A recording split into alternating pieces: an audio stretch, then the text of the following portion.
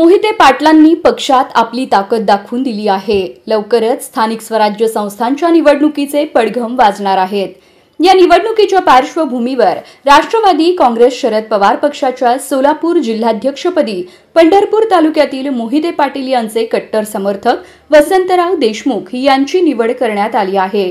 माजी उपमुख्यमंत्री विजयसिंह मोहिते पाटील यांच्या हस्ते देशमुख यांना नियुक्तीचं पत्र देण्यात आलं आहे। वसंतराव देशमुख यांना सोलापूरच्या राजकारणात मोहिते पाटील यांचे कट्टर समर्थक म्हणून ओळखले जाते।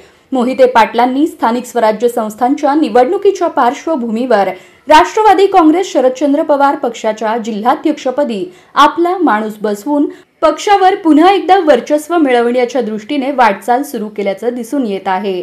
प्रदेशाध्यक्ष जयंत पाटील यांच्या सहीचे पत्र देण्यात आले आहे। वसंतराव देशमुख हे पंढरपूरमध्ये दिवंगत सुधाकरपंत परिचारक यांचे समर्थक म्हणून ओळखले जातात।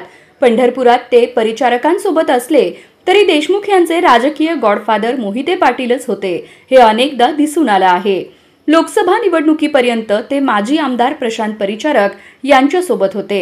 मोहिते पाटील यांनी माढा लोकसभा मतदारसंघातून भाजपच्या विरोधात बंड केल्यानंतर वसंतराव देशमुख यांनी परिचारकांची साथ सोडत मोहिते पाटलांची साथ दिली होती।